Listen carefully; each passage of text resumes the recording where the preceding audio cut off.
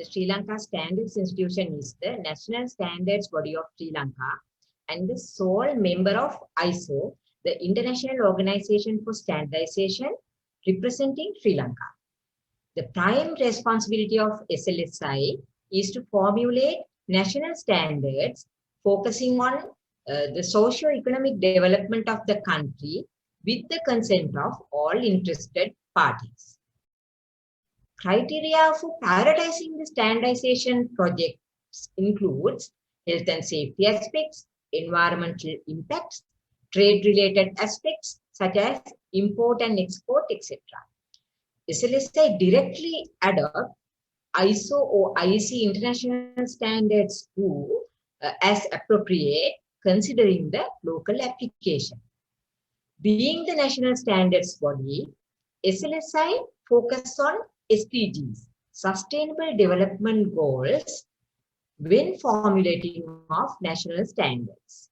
The sustainable future is our expectation for the future generation. Sustainable future requires to balance the needs of the environmental, social, and economic systems. Currently, SLSI has developed about 4,600 national standards addressing most of the SDGs of UN. I'll take some examples of SDGs. SDG 1, no poverty. SLSI has developed standards for GMP, that is good manufacturing practices, and Vidata certification for small-scale industries to open up a platform to market their products and through that contribution made to eradication of poverty. SDG 2, zero hunger, and achieve food security and improved nutrition and promote sustainable agriculture. Focusing specifically on the food sector, SLSI adopted ISO 22000 family of standards on food safety management as national standards, which help organizations to identify and control food safety hazards. There are several standards developed for fertilizer and agrochemicals and agricultural irrigation equipment for sustainable agriculture practices also. SDG 3, good health and well-being. Ensure healthy lives and promote well-being for all at all ages.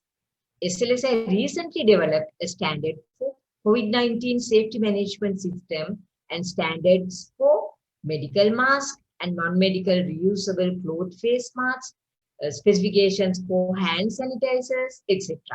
Further to that, several ISO and IEC adoptions were done related to COVID-19 safety, assuring the good health and well-being of people.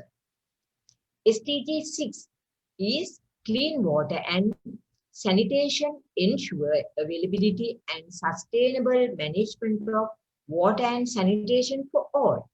SLSI has developed several standards for pipes and fittings for manufacturing industry, for distribution of water and collecting wastewater. Now, when it comes to SDG 7, affordable and clean energy, ensure access to affordable, reliable, sustainable and modern energy for all. And SLSI adopted ISO 50001 series of standards for the energy management systems of organizations. This helps organizations of all kinds to use energy more efficiently through the development and implementation of an energy management system. Now, when it comes to SDG 13, climate action, SLSI adopted several ISO standards of ISO 14000 series as national standards, which details practical tools for organizations to manage the impact of their activities on the environment.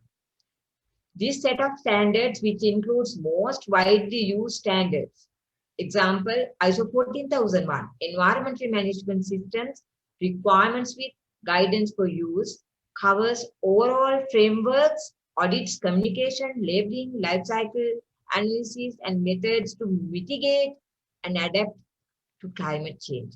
Then ISO 14064 series also adopted by SLSI, which gives specification for the quantification, monitoring and validation, verification of greenhouse gas emissions. While 4006, ISO 14064 specifies the principles, requirements and guidelines for measuring and quantifying the carbon footprint of products. So now you can see how SLSI contributes to achieve sustainable development goals of UN through formulation of national standards as well as by adoption of international standards.